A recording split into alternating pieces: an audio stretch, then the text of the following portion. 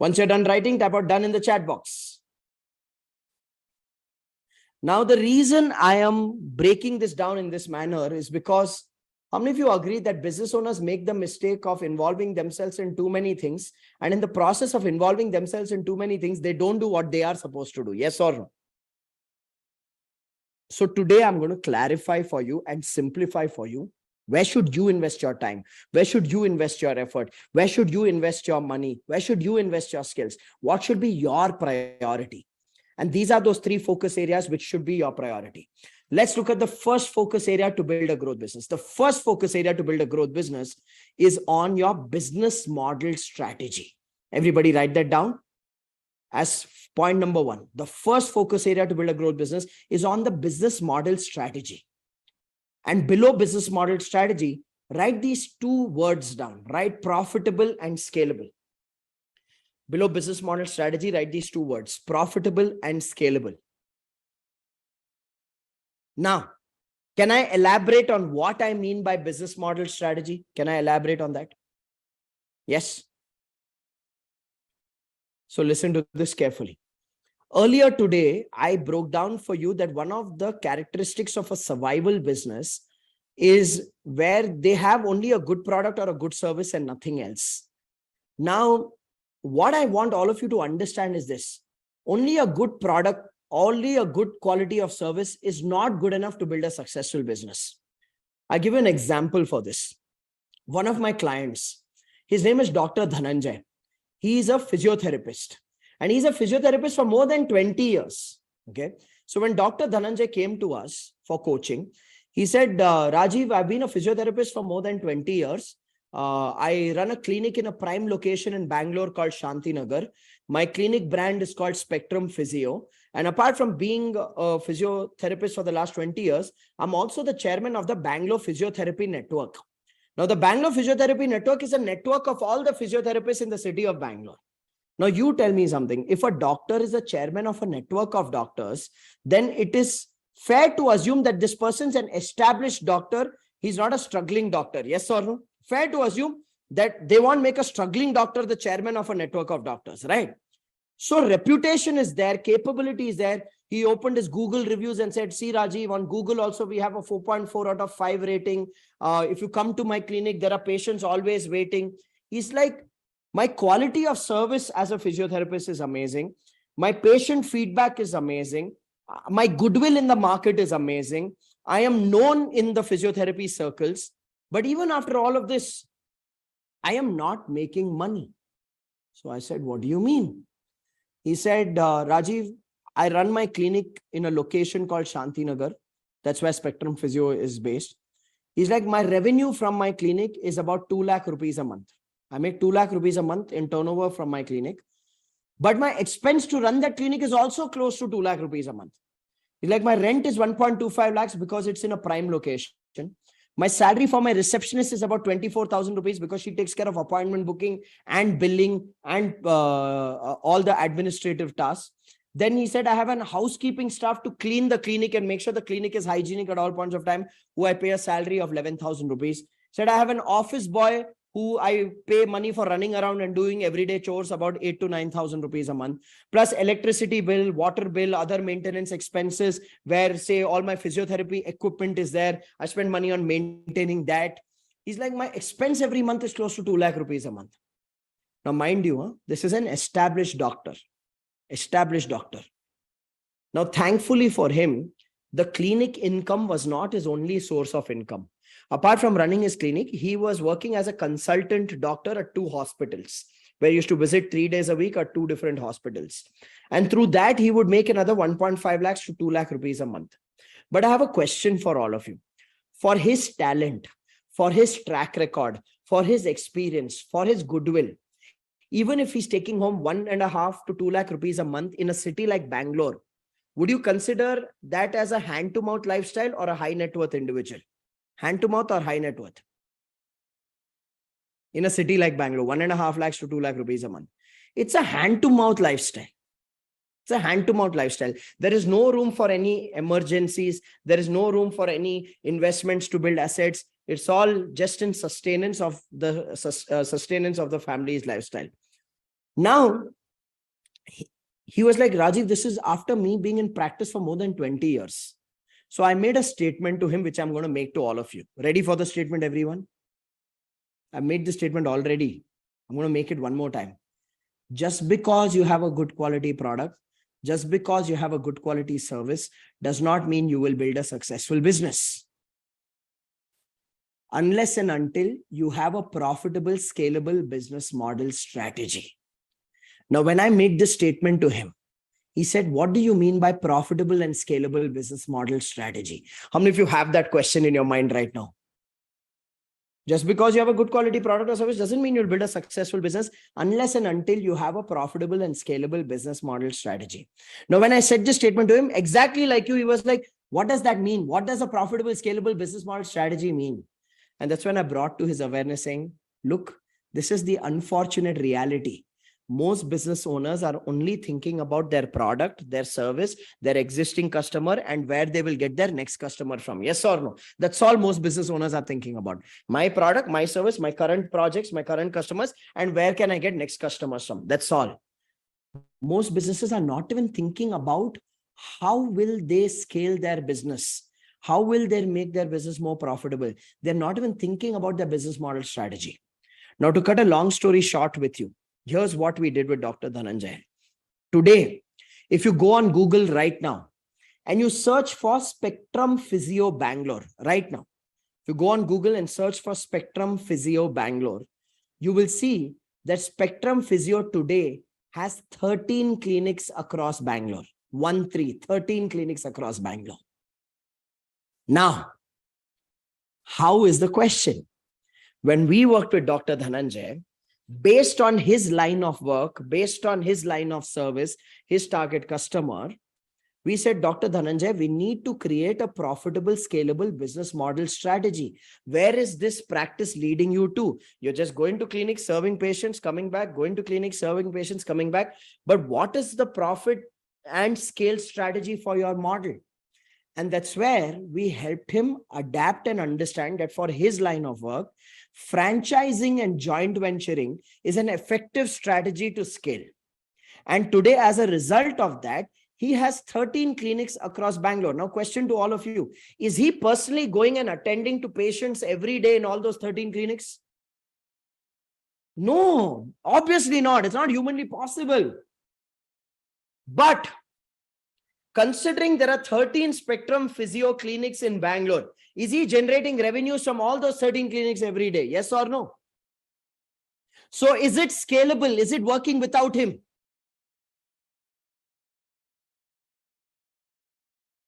It is. And it is profitable because he's getting a revenue he's getting a royalty on the revenue that all those 13 clinics are creating. Now, I know the moment I say this, some of you are going to, but Rajiv, what about quality? Baba, he wouldn't have scaled to 13 clinics if he did not have systems to set up quality metrics. Yes or no? And a quality experience. All I'm saying is this, right now we are on the topic of business model strategy. And the question I want you to start thinking about is this. What is a scalable, profitable business model strategy for your business? I'm not saying all of you need to start franchising or doing joint ventures, but I'm saying how many of you think it's an important question for every business owner to find an answer for? Every business owner needs to ask himself or herself, what is the strategy for scale and profitability of my own business? How many of you agree it's an important question that most people don't even think about? If you agreed, I would agree in the chat box. And that's where I tell business owners, as an entrepreneur, you don't have to sit and think about day-to-day marketing, day-to-day sales, day-to-day operations, day-to-day customer handling, or day-to-day accounts. You first have to draw out a profitable, scalable business model strategy for your business. Now, there are 7 different strategies to make your business model profitable and scalable. You need to learn what those 7 strategies are. You need to analyze which strategy is relevant to your business, your industry, your products, your customers, and you need to adapt the strategy which is relevant for you. Yes or no? Now, consider this. Consider this. I'll give you another example for a profitable, scalable business model strategy. Would you like another example, everyone? Okay. One of my clients, his name is Pratik. And Pratik joined his family business, which was into garments and textile wholesale and distribution. Okay. So they were distributors of garments and textile, family business. Pratik joined the business and he realized something about the family business. He said, Rajiv, what I'm realizing is if I want to grow this trading business, this wholesale and distribution business, we have to put more capital, okay, so that we have more inventory. And then we have to give credit to our dealers so that they buy more from us. And even if 5 or 10% of the dealers default in payments, all the profit gets wiped out. How many of you have that kind of a scenario in your business where your growth depends on how much money you can put and how much credit you can give? Now, would it be fair to say in a business where it's depending only on money and credit, it is not a healthy scenario, because you can't keep putting all your money into the business and get stuck in the business? Yes or no? So Pratik was like, Rajiv, I need to scale and I need to make this profitable for us. Now, Pratik learned the 7 business model strategies and he identified one strategy. Okay. He identified one strategy where he realized that what if he brought technology into this traditional business? And mind you, he's not from a technology background, but there was a strategy of what if he brought technology into this traditional business. And here's what he did. Family has been in the business of textile and garment wholesale and distribution for years. He understood that industry and he developed a marketplace called Yarn Bazaar. He developed a marketplace called Yarn Bazaar where manufacturers, wholesalers, dealers, distributors of garments and textiles can find inventory and pricing and do transaction on the platform. In fact, if you watch Shark Tank season 1, Pratik Gadia pitched Yarn Bazaar and he got a funding from all the male sharks. Okay. Now, how many of you realize building a marketplace firstly gives him scale? Yes or no? Secondly, apart from the expense of the tech, he already has a network in the industry and he's adding more and more people onto the platform. On every transaction that's happening on the platform, they are making money. So the potential is endless for him. Yes or no? Ladies and gentlemen, all I'm trying to provoke you with today is this thought that are you even thinking about building a profitable and scalable business model strategy for your business? Because I can tell you this safely. If you're just thinking about your existing customers and your next customer, this game will always be a game of survival. But to build a growth business, you need to think about business model strategy being profitable and scalable. You need to learn what those 7 different strategies are to make a business model profitable and scalable. Analyze which one is relevant to your business and adapt it for your business. How many of you think that's important? If you think that's important, type out true in the chat box. So that's the first focus area. That's the first area where you need to invest your time, your effort, your energy, and your skills so that you can build a growth business. Got it? Awesome. Which brings me to the second focus area for you to build a growth business. See, apart from designing a business model strategy which is scalable and profitable, the second focus area is where you need to focus on building systems in the business, because you can't be the one who's running everything and doing everything. So, ladies and gentlemen, let me ask you a question. Are you ready to learn how to build systems and which systems to build? This is probably the most important part of today's workshop, because everybody keeps telling you systems banao, systems build karo, build systems, but nobody tells you which systems to build. So I'm going to break down for you which are the 3 systems that you need to build. These are the 3 systems every business needs to build. And I'm going to break down for you what are the elements of these 3 systems. So there are 3 types of systems every business needs to build. Here's the first one. Write this down under systems. The first type of system every business needs to build, which you also need to build, is a system to set goals. So write system to set goals, and below that, write financial goals and functional goals. Once you're done writing this, type out done. Then I'll elaborate this with an example so that you get clarity of what I mean by system to set goals. Right? Financial goals and functional goals below system to set goals. Write that. Waiting for a few more dones. Some of you are typing done the moment I say right. It tells me you're not writing. You're taking pictures of slides, which is not going to go into your head. So please write. Awesome. So listen to this carefully. In most businesses, what ends up happening is at the beginning of the financial year, the business owner creates financial goals. What are typical financial goals every business creates? Every business creates financial goals in the format of revenue goals, which is the turnover or the top line, and financial goals in terms of profits. Okay. Now, how many of you agree? Just because you set a revenue target and a profit target does not mean it will happen. So you need to do some detailed background work to be able to achieve that revenue target and profit target so that you achieve your financial goals. Yes or no?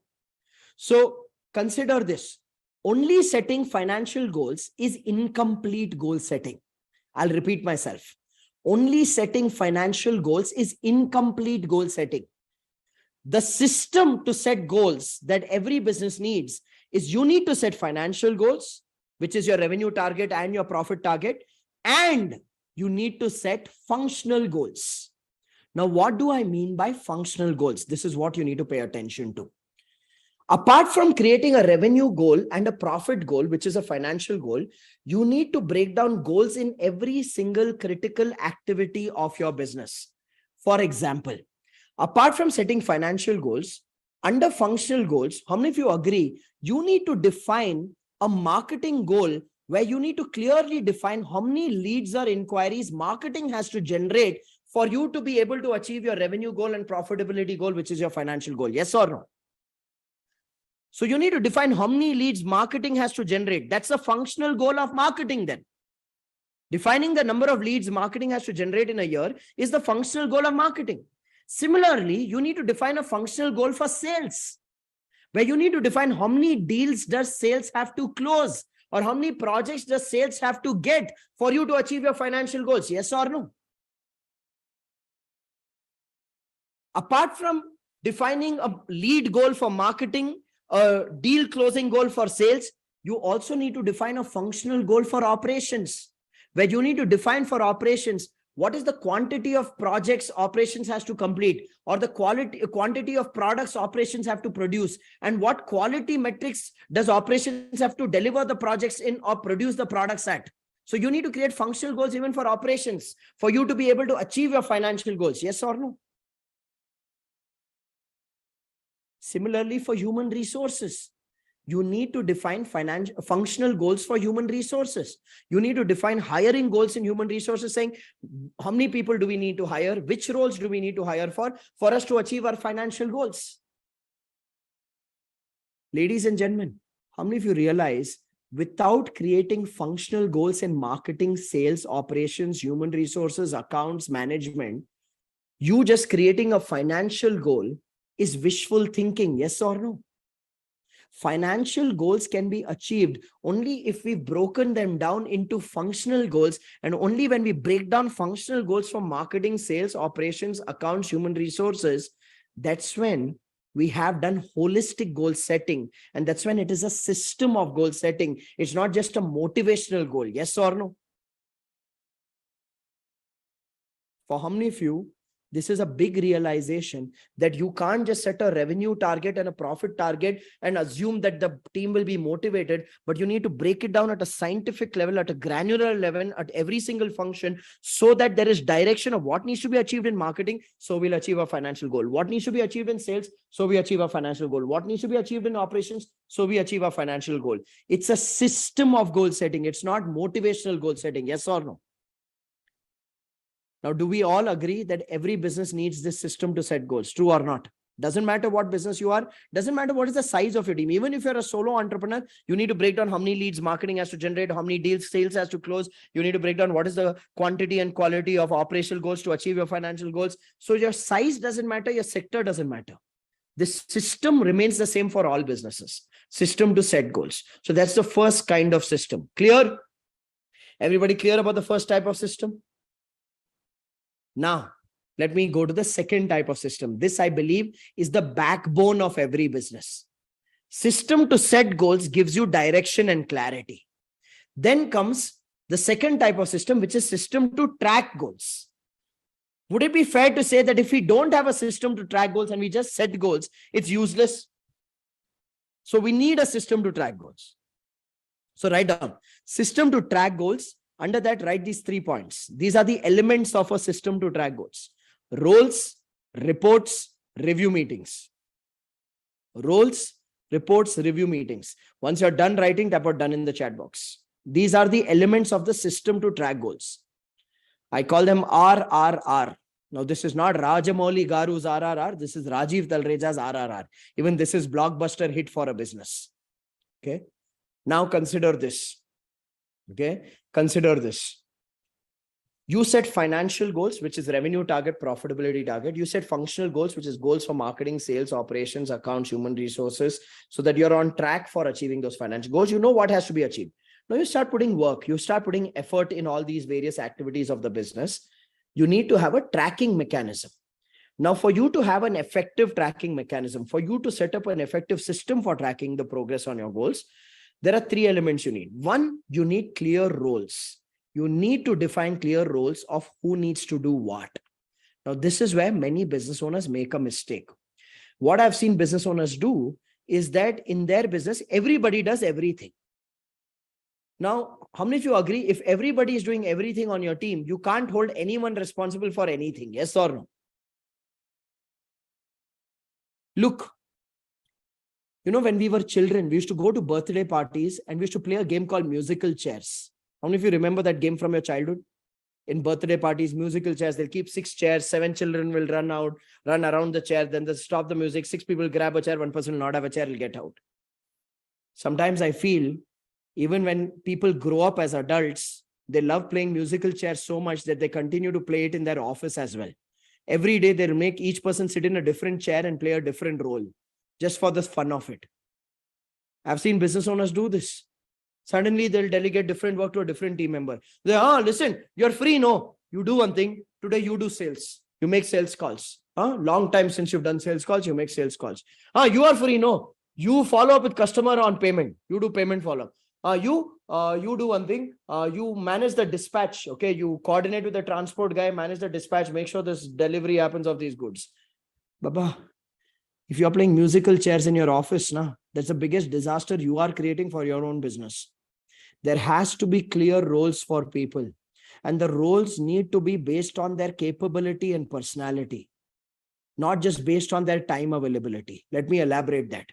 Let's assume you hired an accountant, and after hiring the accountant, you realize that that person has only 2 hours of work every day. Now you realize this person has only 2 hours of work every day because there's not much transactions happening in the business. There's not that much accounts. Suddenly you get worried about productivity. You go to that accountant and say, listen, you have only 2 hours of work every day. No. Now that accountant is very sincere. They're like, yes, sir, only 2 hours of work every day. Yes, madam, not more than 2 hours of work every day. Otherwise, I have to just sit and watch YouTube videos. I'm chit-chatting with colleagues. I'm playing game on my phone. What else to do? Then you say, okay, idea. Do one thing. Take this. This is the database of all the customers in our industry. Their name is there. Their phone number is there. You start doing telecalling.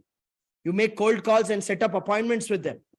Now that accountant will be like, sir, madam, how can I make calls? I am not confident. I am shy. I am introvert. I don't have the confidence to talk to people. At that time, what do most business owners do? They'll start motivation. They'll start motivating their team members saying, you can do it. Believe in yourself. Come on. I can see it in your eyes. That hunger is there. That spark is there. Otherwise, why would I come to you? Come on. Believe in yourself. Do it. No matter how much motivation you give, that shy, introverted, not confident accountant, will he like to make cold calls? Will he like to make cold calls no matter how much motivation you give? No. He will make calls. But you know for what? He'll make calls to find another job now. So it's like, boss, pagal ho gaya. Ladies and gentlemen, don't expect a fish to fly. If you expect a fish to fly, the fish will die. Don't expect Sachin Tendulkar to do left arm fast bowling. Don't expect Virat Kohli to do right hand bouncer balls. Make them play the game that they are good at playing. Don't expect Arijit Singh to dance like Hrithik Roshan. Is this making sense? No matter how much you motivate people, no matter how much you inspire them, the truth is this: if their capability and personality does not align with the job task that you are giving them, you are wasting your time and effort in either motivating them or pleading them or abusing them. How many of you agree? If you're doing any of these three things, either motivating team members or abusing team members or begging team members to do the work, it only means you are expecting the wrong person to do the wrong job. Yes or no? You can't go to a fish bowl in your office and remove the fish out of the water and say, "Dear fish, I believe in you. I can see it in your eyes. This restlessness that you have is the restlessness to win. Come on, believe in yourself. You have fins. You can fly. Flap your fins hard enough and it will become wings and you will fly. Believe in yourself." The fish will be like, "You idiot, I can't breathe. Put me back in water." Don't expect a fish to fly. The base to build a system to track goals is to give people clear roles based on their personality and capability. Got that, everyone? Am I saying people should not do multitasking? No. All I'm saying is this: even if you're making a person do multitasking roles, make sure they have enough time for the multiple tasks and make sure they have the required skills and personality for the multiple tasks. So if your accountant has free time, don't expect him to do telecalling. Probably expect him to do some back-end database entry work or some admin work or some logistics coordination work. But don't expect them to do front-end marketing and sales work. If that is clear, type of clear in the chat box. Some of you are like, "I'm realizing my mistake. Sare paap aaj dho lenge, tension mat lo. We'll wash all our sins today." Okay. Now, watch this. First is you need to have clear roles as a base so that you can track the performance of that particular goal. Second element of the system to track goals is, apart from having clear roles, is you need to have proper reporting templates. You need to have proper reporting templates, which means what? For every role in your office, start with a basic Excel sheet where you track the activities and you track the output of those activities. See, a lot of business owners, they say, "Oh, Rajiv, which automation software do you recommend?" My answer is none. And I'll tell you why. My belief is that the automation softwares available in the market are standard tools. They are standard tools with standard columns. And it may not be relevant to the activities in your business. So let's start ground up with common sense on Excel sheets. You create reporting templates where you are capturing the data of the critical activities of a particular activity and critical metrics of a particular activity. Once you run those reporting systems on Excel sheets itself and you find that the data is relevant, then you get an automated software and customize the fields based on that. Why am I asking you to take this approach and not directly subscribe to a particular software or a tool? Is because if you subscribe to a software or a tool without applying practical thinking, you will think that the tool's metrics is the perfect ones and you'll enforce irrelevant metrics on your teams. And your team will be like, "This is not relevant to us," and therefore they will not enter data. Is this making sense? Mafir says exactly. So ladies and gentlemen, break down and create reporting templates for every activity. Break down templates in every activity. Like, say, for example, if let's just say you are doing social media marketing, you're doing content marketing on social media. Vaibhav says, "I've tried 7 CRMs. See, 7 CRMs also haven't fulfilled the requirement of Vaibhav. Okay. Why? Because you not built your own CRM. Build it on Excel sheets, build it on notebooks if you want to, on paper. It's fine. Okay. So say, for example, you're doing social media marketing. Then you need to have clear metrics for the activity. So saying you do video posts. So say topic of video, date of video being posted, then title of video, the number of likes in 24 hours, number of comments in 24 hours, number of direct messages in 24 hours, number of shares in 24 hours, viewers in 24 hours, then in 48 hours, how many leads generated through that video. You need to break it down based on the activity. Have your own tracking mechanism first. You need to have reporting templates for every activity in your office. How many of you have ever gone to a restaurant and behind the bathroom door, you see a sheet which says mopping, phenyl, cleaning, okay, a dry wash? You've seen that kind of stuff? See, honestly, I'll tell you this. Technology is an enabler. It's not the end. So first start with basic checklists, basic activities list, basic metrics in different activities, and start getting your team used to capturing the data and analyzing the data. Then you go for automation. If that makes sense, type out makes sense in the chat box. Then you go for automation. Automation is a later stage. It's a scale-up stage. First, stabilize what reports need to get generated in the business. Which brings me to the third element. Of tracking goals. Apart from clear roles, apart from having clear reporting templates, the third element of tracking is to have regular review meetings. Having weekly review meetings, monthly review meetings. Now, can I tell you why most businesses avoid review meetings? Would you like to know why? Why do most businesses avoid review meetings or look at meetings as a waste of time? Listen to this. Most businesses avoid review meetings because, according to them, if we do reviews, it creates conflict. And if we create conflict, people will not work or people will leave the work. How many of you have that? Rajiv, we tried review meetings. Everybody started fighting. So I thought, let's not do review. Let's not do blame game. Let everybody do their own work. Okay. Listen to me carefully. If you are avoiding review meetings with the fear of conflict and with the fear of people leaving, it only means that you don't know how to run a review meeting. You don't know how to run a review meeting. Would you like to learn how to run a review meeting? Listen to this carefully. Firstly, the purpose of a review meeting is not to get everybody together and then ask them questions like, what was the goal? How much is done? How much is not done? Why is it not done? How many of you see that's what happens in review meetings, right? What is the goal? What is done? What is not done? Why is it not done? That's what happens in review meetings. Now, when you ask someone, why is it not done? They give you a story. They give you an excuse.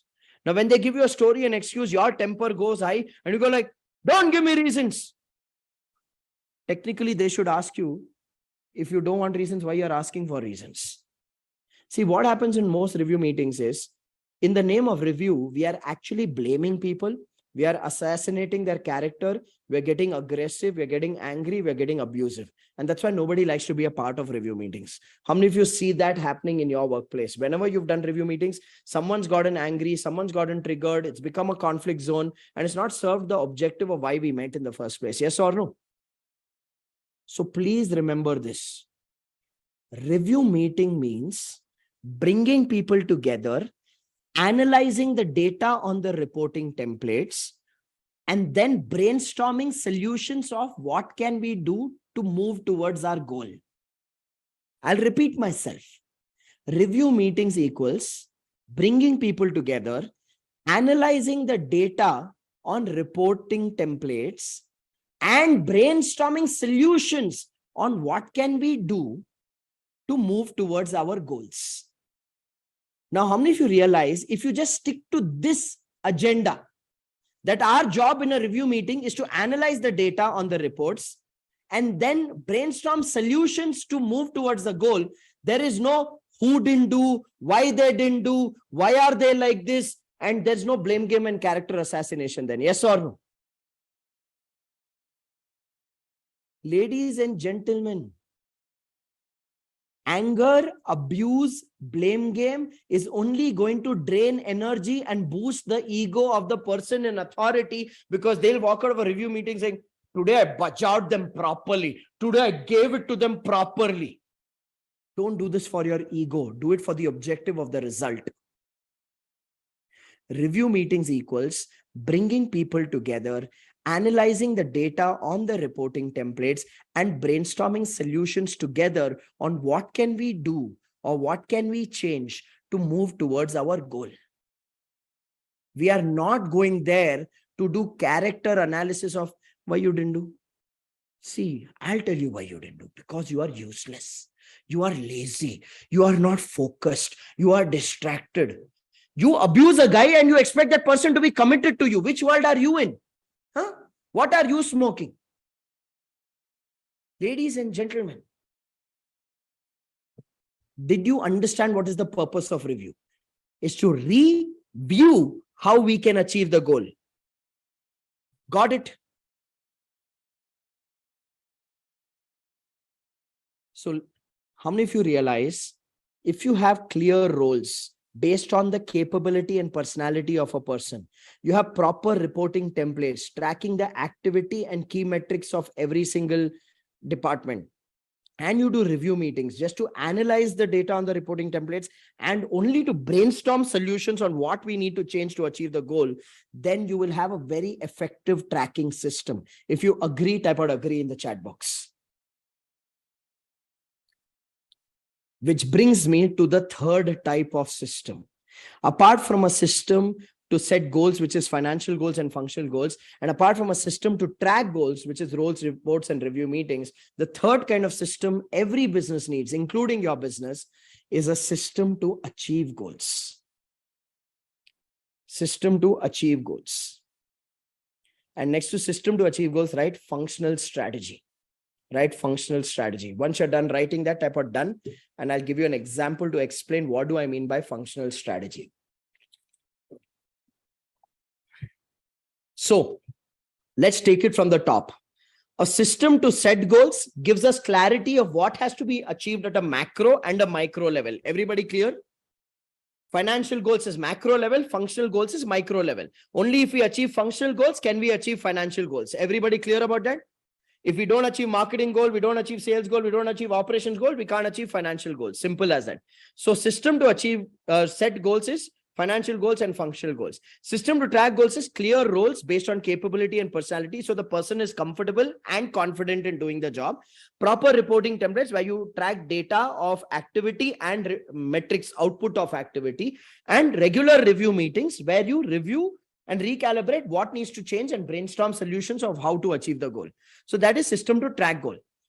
Now comes system to achieve goals. Listen to this carefully. When it comes to system to achieve goals, in every aspect of your business, be it marketing, be it sales, be it hiring, be it management, be it procurement, be it vendors, in every aspect of your business, to be able to achieve the goal for that particular activity, you need to have a clear functional strategy. Can I give you a couple of examples to explain this, everyone? Say, for example, hiring. Okay, say, for example, hiring. How many of you here face a challenge in sourcing candidates? Like you have a job opening, but you're not getting enough applications. Okay, how many of you have that challenge? You have job opening, but you're not getting enough applications, right? So consider this. So in hiring, when we talk about a system to achieve goals, you need to have the right sourcing strategy, which is your functional strategy for hiring. What does that mean? You need to then explore different methods. You need to explore, say, recruitment consultants. You need to explore employee referrals. You need to explore job portals. You need to explore social media campaigns for hiring. You need to explore campus recruitments. You need to explore induction training as a method to hire people. Now, these are 6 different strategies, right? Recruitment consultants, job portals, then campus placements, employee referrals, social media campaigns, induction trainings as a method to hire. Now, these are 6 strategies. How many of you agree? Before you identify which strategy will work for your business, you first need to test these strategies to see which strategies are giving you the highest output, the highest return, the highest result, the highest reach. And whichever strategy is giving you the highest return and reach, they automatically become your go-to strategy forever when it comes to sourcing. Yes or no? Now I'll tell you the problem here. Can I tell you what's the problem? Everybody ask me what? 2 problems. Number 1, most business owners don't have the knowledge of what are the possible strategies. Number 2, most business owners have not tested all the strategies and they're doing what they know and they believe nothing is possible. How many of you agree that's the problem? Lack of knowledge and lack of testing. Now, what I need you to understand is this. for you to build a system to achieve goals, for you to identify the right functional strategy, you need to gain knowledge in different functions and you need to test the different strategies to see what will work for you. I'll give you another example for functional strategies. Would you like another example? Okay, watch this. Let's just say I'm in the business of manufacturing this water bottle. Okay, let's just say I'm manufacturing this water bottle. It's a glass bottle. It comes with a rubber cover. So if it falls, the rubber protects it. It has a zipper. So let's just say I manufacture these water bottles. Now, let's just say I want to set up a sales strategy for this. I want to set up a sales strategy for this. Firstly, I need to have knowledge of what are the possible methods of selling this water bottle. So let's look at what are the possible strategies I could use to sell this water bottle. Number one, I could do social media ads. I could run ads on Instagram and Facebook and YouTube where I could showcase this water bottle and talk about its benefits, saying it's not plastic, it's glass, and it has a rubber cover, so it is durable, it will not break easily, and it has a zipper and all of that. I can run ads. And through those ads, there may be people who may click on Instagram ad or Facebook ad or YouTube ad or Google ad and they buy the bottle. So social media ads is one strategy. Second, I may say, you know what? I want to sell this in corporate organizations in high volume. I want corporates to order 2,000 bottles, 3,000 bottles. So I may look at email marketing as a strategy to sell these bottles where I run email campaigns to HR managers, procurement managers or facility managers who can place orders in bulk.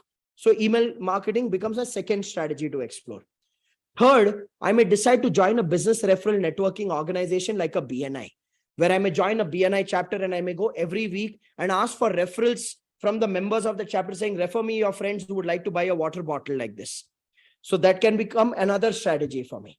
Fourth, I may decide to participate in exhibitions and expos, which are consumer exhibition and expos, where they sell crockery and utensils and homeware, glassware, plasticware items. So I may take up stalls in all these Diwali exhibition, Dasera exhibition, Christmas exhibition, and I may showcase this bottle and I could sell through exhibition. So that's my fourth strategy of selling. Fifth, I may say, let me appoint distributors and dealers. Let me find distributors and dealers from across the country who are already dealing in plasticware, glassware, crockery, and cutlery items and give them a good proposition where they can make good profits by selling my water bottle, which will give me good geographical expansion. So dealers and distributors becomes my fifth strategy. Now, how many of you realize these are 5 possible ways for me to sell this water bottle? Yes or no? Of course, there are more. I may decide to spend money on radio ads, television ads, and newspaper ads if I have deep pockets. But let's assume we don't have deep pockets or want to even go into hardcore advertising. But let's look at these 5. Now, would it be fair to say that my job as an entrepreneur, before I create my sales system, before I define my sales system, my job is to first test these 5 strategies and see which are the top 2 or 3 strategies that give us the best result? Yes or no? So when it comes to designing a system to achieve goals and coming up with the right functional strategy, stage 1 is knowledge, where I need to gain knowledge. Stage 2 is testing. Now, say for example, for 1 year, I test these 5 strategies. I run social media ads to sell water bottle on Instagram, Facebook, YouTube. I join a business referral networking organization like BNI. I participate in consumer exhibitions and expos. I take up a stall and I promote it there. I run email campaigns to corporate decision makers for them to place bulk orders. And I appoint dealers and distributors in different parts of the country. Let's just say I test these 5 strategies. And after testing these 5 strategies for 9 months, 10 months, 1 year, I realize social media ads is giving me good returns. I'm selling this water bottle for 800 rupees. My marketing cost is 200 rupees on social media for a sale. So it's giving me a decent enough return and it's good volume. So I say, okay, social media ads giving me good return. I will continue doing it. I realize that sending emailers to corporate decision makers is not giving me any returns. Nobody's even responding to those emails. So then I see, okay, that's not working. So I drop that strategy. I realized that participating in a consumer exhibition or an expo where I'm taking up a stall is giving me good returns because people are buying that bottle, then they're staying in touch with us, and they're buying more bottles for their offices and stuff like that. So I say, okay, exhibitions are giving good returns. Social media ads is giving good returns. Email marketing is not giving good returns. Now I realized that, okay, I joined a BNI for 1 year. I went for weekly meetings. Not every week I got referrals.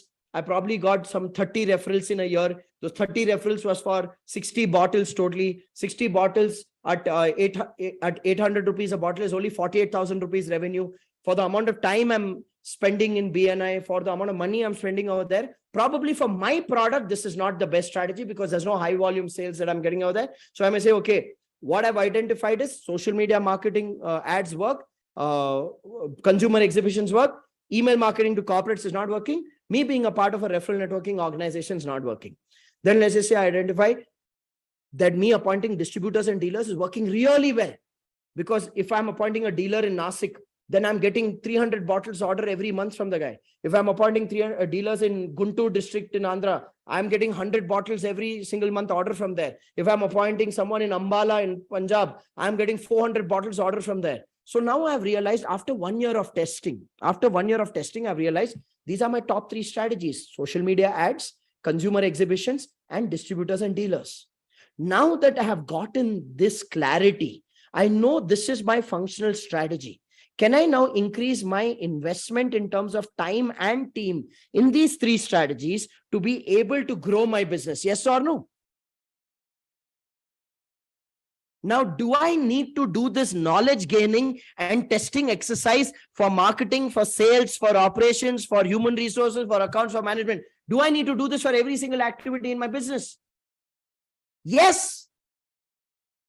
How else will you discover what is the functional strategy? If you don't get knowledge and you don't do testing. Now, when I teach this, no, there are some people like 1 year will go only in testing. Rajiv, can't I figure it out faster? Ladies and gentlemen, there is no get rich quick method in business. Building a business is a journey. And if you're not prepared for that journey, you don't deserve to be in business. People who are not willing to put this effort of gaining knowledge and testing and want quick result, easy result, never get a result. How many of you agree? They are in firefighting perpetually any which ways. Karan, it is trial and error to establish what works. How else will you discover?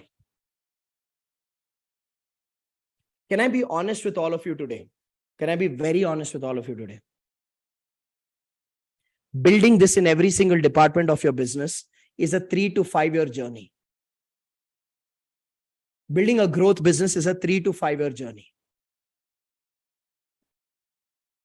There is no get rich quick method.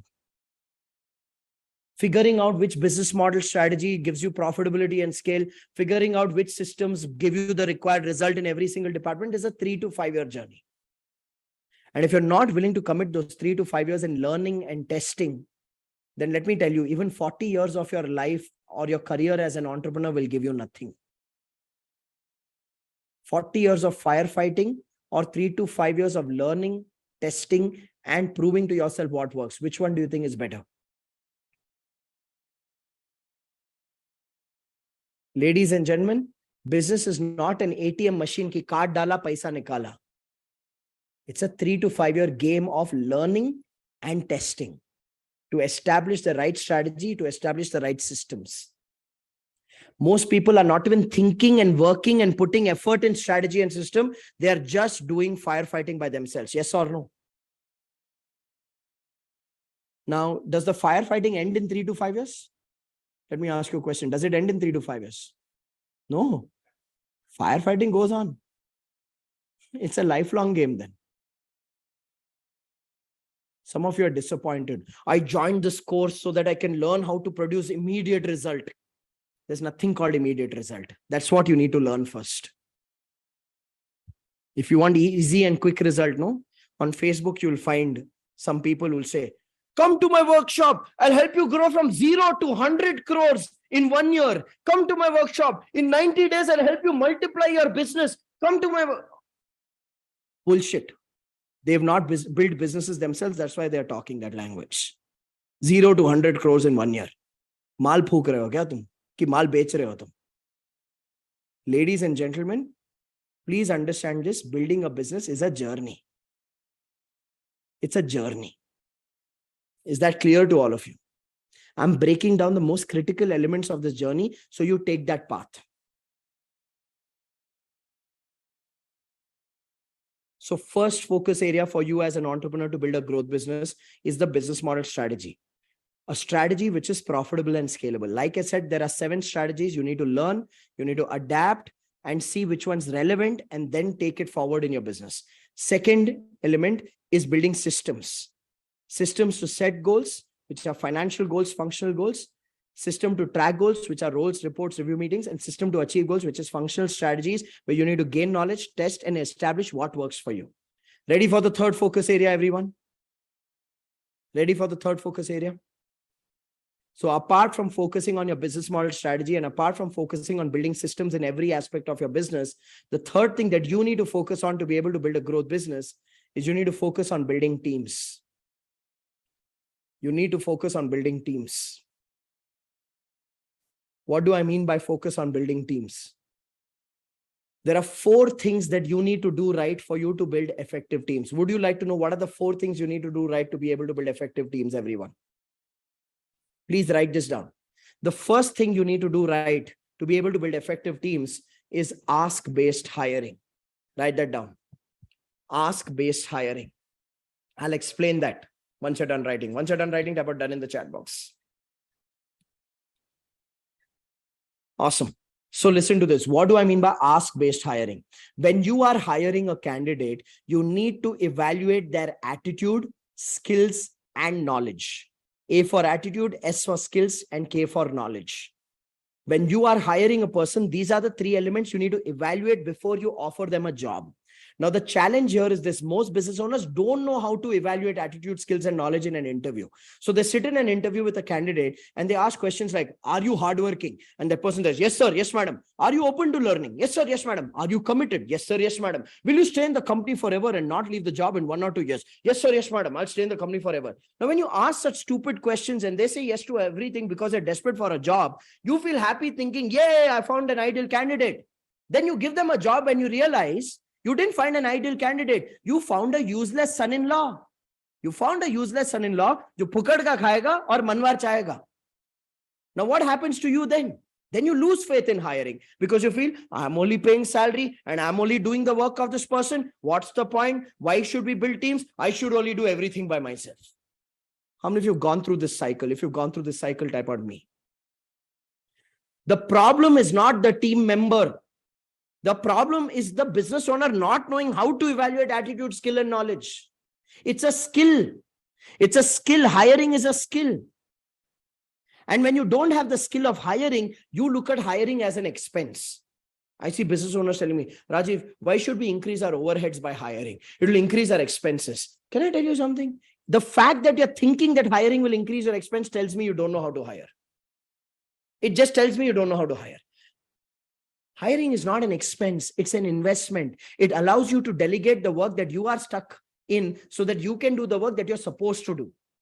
But if you look at hiring as an expense, it's only because I'll tell you, you end up hiring incapable people because of your own incapability in hiring.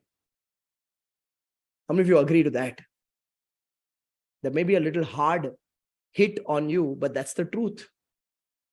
When we don't know how to evaluate attitude, skills, and knowledge, and we ask generic questions to candidates and give them a job just because they sounded confident, and then get fooled into realizing that they don't know anything and we are continuing to do their work and paying them a salary, then obviously we look at hiring as an expense. So the first thing that you need to do when it comes to building teams is you need to learn how to evaluate attitude, skills, and knowledge. How many of you feel there's a gap in your skills because of which you're not able to hire the right people? If you feel there's a gap in your skills, type out gap in the chat box. So here's what I want you to do. In fact, can I suggest a small exercise for all of you right now? Can I give you a small exercise? Listen to this carefully. In your notebook, take a blank page and write the heading as learning goals. Write the heading as learning goals. Take a blank page and write the heading as learning goals. Okay? Learning goals. Now, what I'd like you to do is this. Look at all these 3 focus areas. Focus area number 1, designing a business model strategy which is profitable and scalable. If you don't know how to design a business model strategy which is profitable and scalable, you don't know what those strategies are. Under learning goals, write down, need to learn business model strategies. Under learning goals, write down, need to learn business model strategies if you don't know it. Now look at the second focus area, which is building systems. If you feel you don't know how to design financial and functional goals, you probably know only how to create a financial goal, but you don't know how to break down functional goals, then right, need to learn how to create functional goals. Under systems to track goals, if you don't know how to create clear role documents, if you don't know how to create clear reporting templates, if you don't know how to run review meetings, right, need to learn how to create roles, need to learn how to design reporting templates, need to learn how to do review meetings.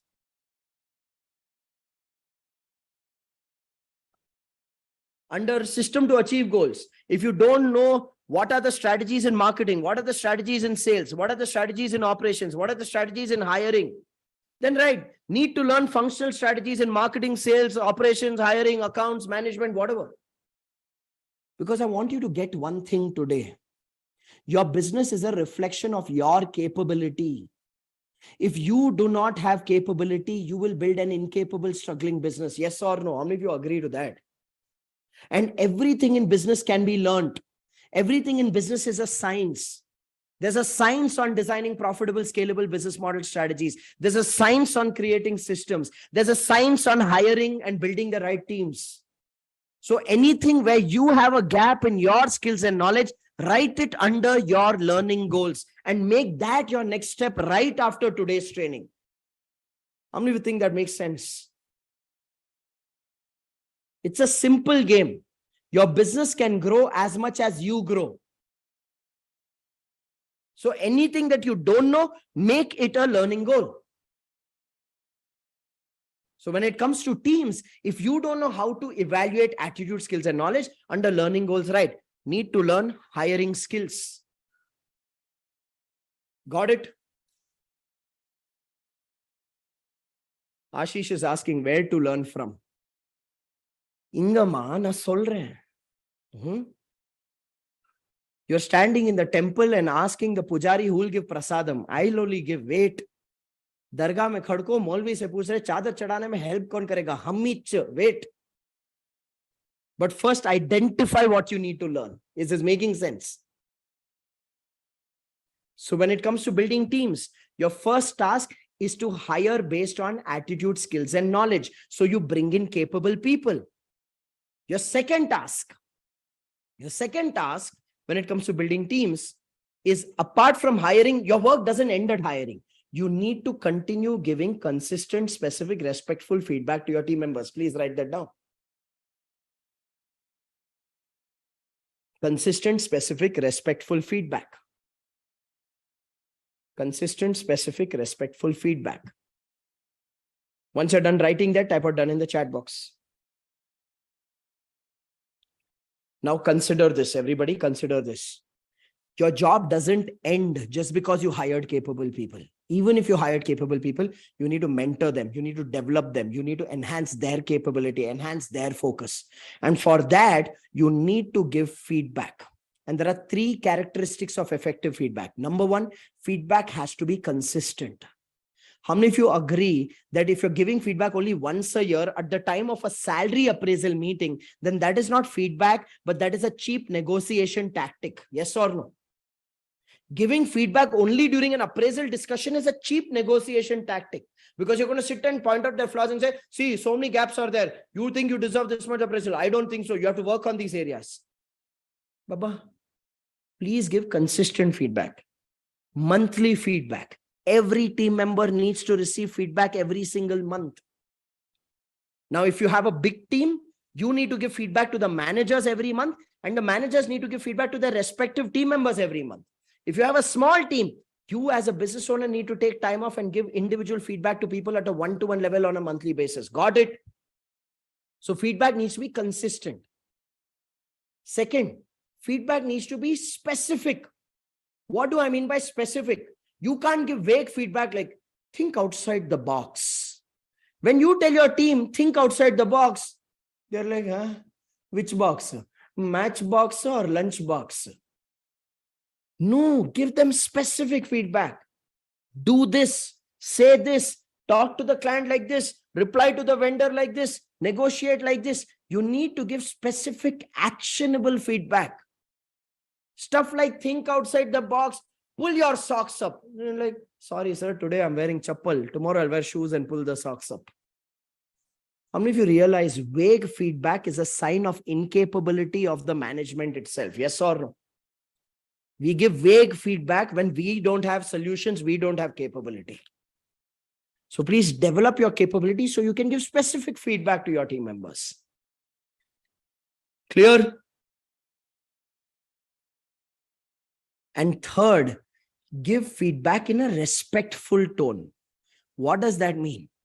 Feedback does not equal to removing your frustration on people.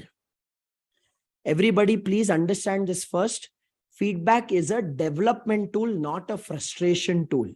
But how do most business owners or managers use it? Do they use it as a development tool or as a frustration tool? You tell me in the chat box. Most business owners and managers use it as a frustration tool. They use it to remove the frustration on people, which is not going to work.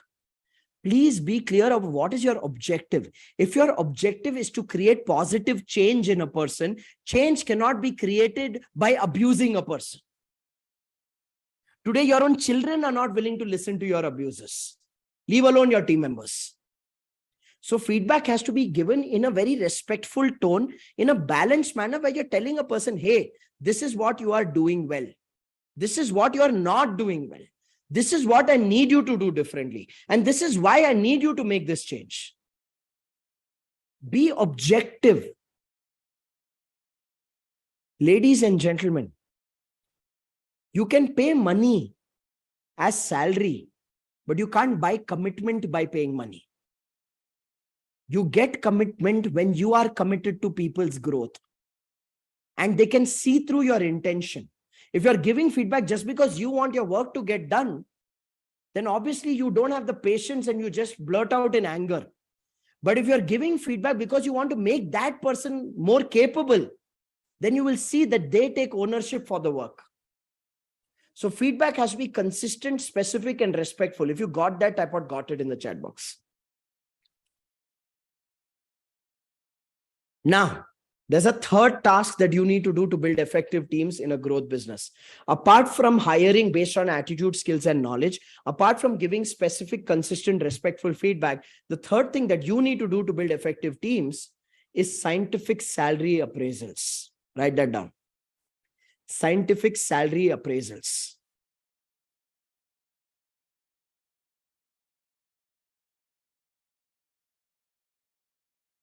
Once you're done writing that, I put done in the chat box.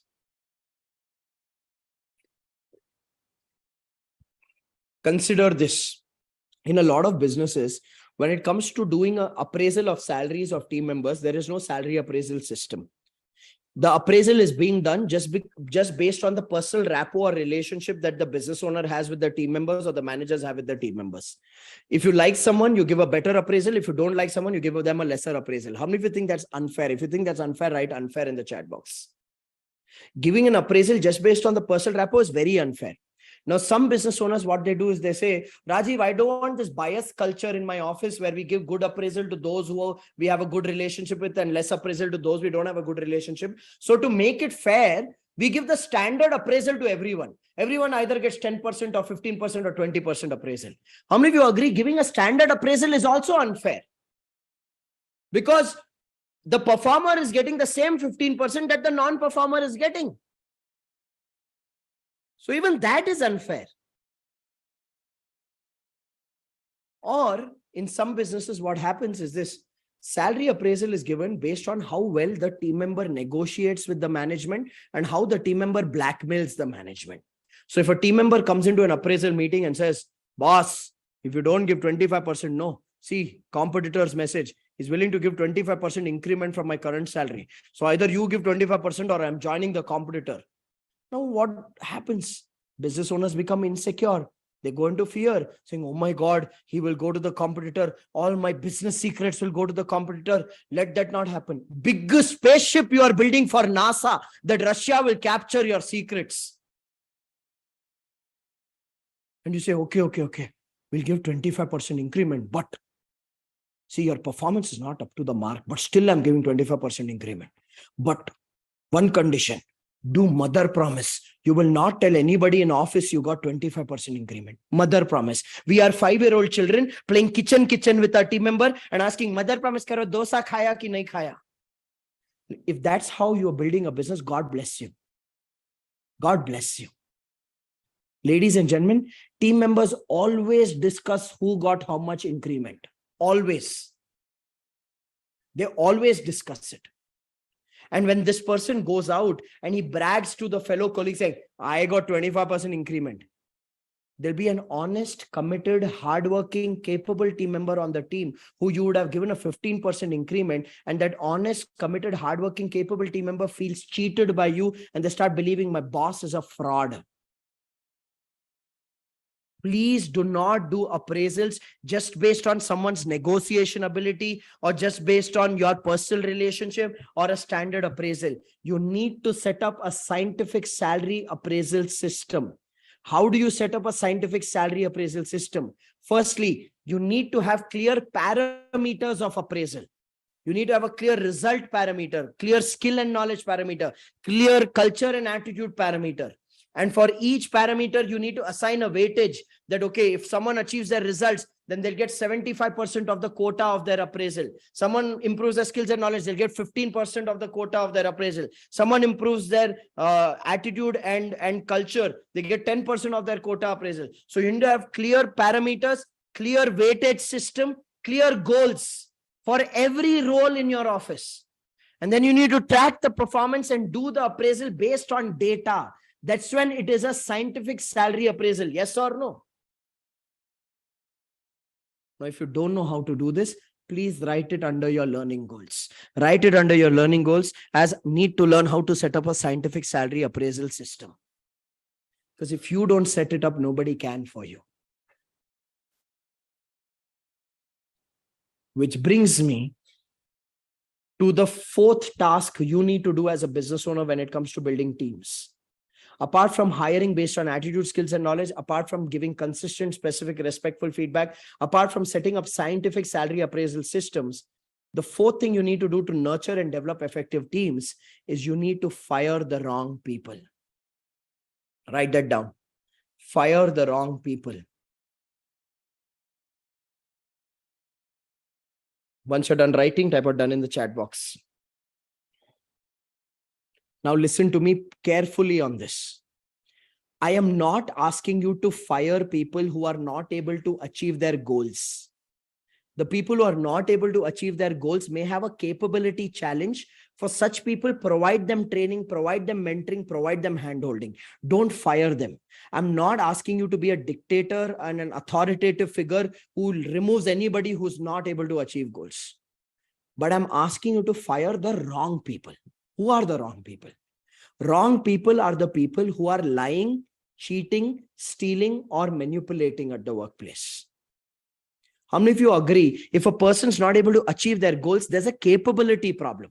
But if a person is lying, cheating, stealing, and manipulating, then that's a character problem. And a person who has a character problem, don't try to change their character. These are criminal-minded people.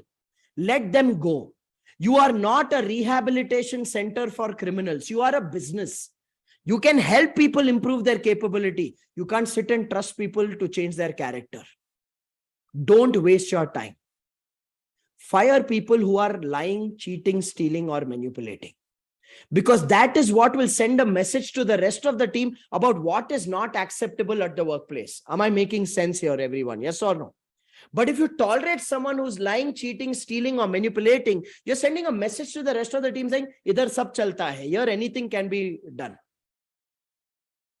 And I'll tell you, this is a big test for the courage and the character of most entrepreneurs, because how many of you realize the people who actually lie, cheat, steal, or manipulate are people who are in important positions or who are having the capability and talents? Yes or no? Because these are the people who have the power to misuse it. Now, this is where so many business owners feel insecure and they say, Rajiv, I know my operations guy is eating 15,000 every month from the supplier, Rajiv, but I'm just ignoring it because he's managing operations worth 10 lakh rupees a month. So I'm just being smart. You're not being smart. You're being gutless. You want to give him 15,000 additional incentive to manage 10 lakh rupees worth of operations, give that. But if that person's keeping a kickback and a commission with the supplier and increasing your costs, then please fire such a person. And I know there's an immediate instinctive fear that says, if that person goes, who will manage operations? It's easy for you to say. Let me ask you a question. How many of you have ever experienced this, where you've placed a certain team member at a very important position in your head, where you feel if this person goes, everything will collapse. If this person goes, everything will collapse. But later you actually fired them and nothing collapsed. Things actually improved. Yes or no? How many of you have experienced that? If you experienced that type of true. Devangi says yes. Puneet says yes. Unni says yes. Manisha says yes. Surabhi says yes. Anup says yes. Sonashi says true. Puneet says true. Ranjan says it takes only 15 days. Vivek says true. Okay, Vijay Kumar says experience. That chat box is bustling with yeses and trues. Stop giving undue importance to people. Remember one reality. It's your business. Even if you have to fire everyone, if they are lying, cheating, stealing, and manipulating, trust yourself to rebuild from scratch and give yourself that opportunity to rebuild from scratch. There is no point being surrounded by people who you cannot trust. Yes or no? It's a matter of your courage and clarity. If you do not have courage and you don't have clarity, you will give in to letting others hijack your company. Then the truth is this, it's no longer your business because a terrorist has hijacked it.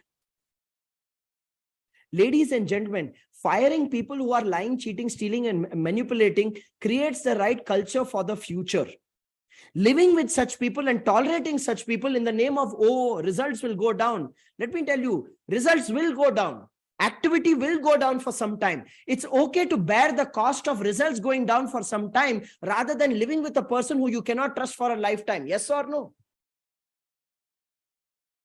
So when it comes to your awareness that someone's lying, when it comes to your awareness that someone's stealing or cheating or manipulating, please have a zero tolerance policy. That's when you will have conviction in yourself as a leader and build a workplace in alignment with your values. Honestly, whatever I'm saying now, only 10% people will follow it because only 10% people have genuine character and depth. Most people are like, go with the flow. That's the reality of the world. So ladies and gentlemen, these are the 3 focus areas for you to build a growth business. You as a business owner need to focus on designing a business model strategy which is profitable and scalable. You as a business owner need to take responsibility to set up systems to set goals, track goals, and achieve goals in every aspect of the business. You as a business need to focus on building the right teams by hiring people based on attitude, skills, and knowledge, giving them consistent, specific, respectful feedback, setting up salary appraisal systems scientifically so the deserving gets what they deserve, and firing the wrong people so you keep a clean culture. How many of you agree if you focus your time, energy, skills, and effort in these 3 focus areas, that's when you will build a growth business? If you agreed about agree in the chat box. This is your job. How many of you realize that? You cannot delegate this work to somebody else. Yes or no? After doing this job, if you have time, then you do marketing, sales, operations. But this is your job. Got it? Now I have one more question. Firstly, how many of you have direction now? This is giving you direction and clarity of what you're supposed to do. Yes or no? Was this useful? Was this powerful for you? Awesome. Thank you so much. So I have a question. Okay. There's more. Okay. There's more. We have an hour more together with each other. But here's my question. Here's what you've learned today. You've learned about the 2 types of business: survival businesses and their characteristics, and growth businesses and their characteristics. You've learned about the trap of self-employment. You've learned about the 3 reasons why business owners get stuck in the trap of survival, which is business model gap of low margin, slow payment, inconsistent sales, unclear systems in terms of marketing, sales, operations being dependent on the owner, and even the owner not having a clear system for predictable results, and ineffective teams where there's lack of skill or lack of commitment. And then you've learned the 3 focus areas that you need to put your time, effort, energy on to be able to build a growth business, which is business model strategy, which is setting up systems to set goals, track goals, achieve goals, and building teams by hiring based on us, giving feedback, which is consistent, specific, respectful, doing salary appraisal scientifically, and firing the wrong people. So my question to all of you is this: if you have to use one word to describe your experience at the business success workshop so far, what would that one word be? Type out for me in the chat box before we go forward. So far, to describe your experience in one word. Okay. Awesome. Fantastic. Enlightening. Karan says, you the man. Okay. You the man too. Okay. Harsh says it's helpful. Hardik says great. Ekta says clarity. Abhimanyu says advantageous. Okay. Aishwarya says self-realization. Mitesh says life-changing. Hanilullah says clarity. Yogesh says amazing. Akshit says helpful. Devangi says eye-opening. Mitul says great. Prarit says informative. Akhilesh says amazing. Sonashi says eye-opening. Nitin says insightful. GS says new view. Vijay Kumar says eye-opening. Anup says insights. Gaurav says enlightening, eye-opening, useful, good. I may not read all your names, just looking at the words. Great, fantastic, great, practical, knowledgeable, charged, awesome, self-actualization, clear, learning, enlightening, effective, mind-opening, life-changing. Okay. You're really a business therapist. Thank you so much. Awesome. So ladies and gentlemen, I have tied this up for you. I have broken down for you survival business to growth business, broken down for you the trap of self-employment, broken down for you the gaps that you need to fix in your business in terms of business model, systems, and teams, given you specific focus areas of what you need to do with your business model strategy, what you need to do with your systems, what are the types of systems, what are the elements of systems, and what are the teams, what are the activities you need to do with the team. Now, implementing this is your job. Agree? Now, in implementation, there can be one barrier for all of you. Can I tell you what can be your barrier? Ask me what. Listen to this. It's not laziness. The barrier will be lack of knowledge and skills at your end. How many of you feel if you don't know how to design a profitable business model strategy, how to design systems to set goals, track goals, achieve goals, how to hire, how to give feedback, how to do appraisal systems, how to fire, when you lack skills and knowledge, that's when you procrastinate saying, not now, not now, not now. Yes or no? Now, some people say, Rajiv, it is lack of funds also that can stop us from implementing. Listen to me carefully. Lack of time and lack of money is a lie. Ask me why. Ask me why. I'm making a statement. Lack of time and lack of money is a lie. I'll tell you why. When you have skills and knowledge and you have confidence that by doing this, I will get a result. How many of you agree you will figure out the time and money? Yes or no? So I always say this to business owners. Lack of time and lack of money is an excuse for actually lack of knowledge and skills. When you have the conviction that hiring a team member will give me a result, you will figure the money out and hire. The reason you refrain from hiring is because you're not confident. Your thought is, what if I hire and that person doesn't perform? Then the salary I'll pay is waste. No. When you have a conviction that by implementing a particular strategy, you'll get a result, you'll figure the money out. But because you don't have the knowledge and skills of how to create these strategies and how to implement these strategies, the thought process becomes, chumma, why to take a chance? Okay, let us be happy with what we have. No. So I want all of you to understand this. Lack of time and lack of money is a lie. The truth is there is lack of skills and knowledge, because of which there's lack of confidence. When you have confidence, you figure the money and the time out. You figure it out and do it because you know it will give you a result. If you got that, I got it. So for how many of you, the biggest barrier now is to learn how to do this. You've learned what to do today. You've learned what to do in terms of building a growth business. You've learned that you need to build a business model strategy. You need to build systems. You need to build teams. But there is a gap in your skills and knowledge. How many of you can identify gaps in your skills and knowledge on this slide, which you feel these are the areas I need to learn? If you feel there's a gap in your skills and knowledge mentioned on this slide, which you need to learn, type out me in the chat box. Awesome. So, would you like me to teach you how to create a profitable, scalable business model, how to set up a system to set goals where you create functional goals, financial goals and functional goals, how to set tracking systems in terms of roles, reviews, and reporting systems, how to create functional strategies to achieve goals, how to hire, how to give feedback, how to set up a salary appraisal system, how to fire the wrong people. Would you like to learn how to? If you'd like to learn how to, type out yes in the chat box. So listen to this carefully. If I have to teach you how to do all these things, 4 hours is not enough. So for those of you who genuinely want to learn these skills and fast track your growth, I would invite you to spend 3 days of your time with me. 3 days of your time with me at my signature program called the Business Space Program. So can I sell you my next level training for those of you who genuinely want to learn these skills? Can I sell you my next level?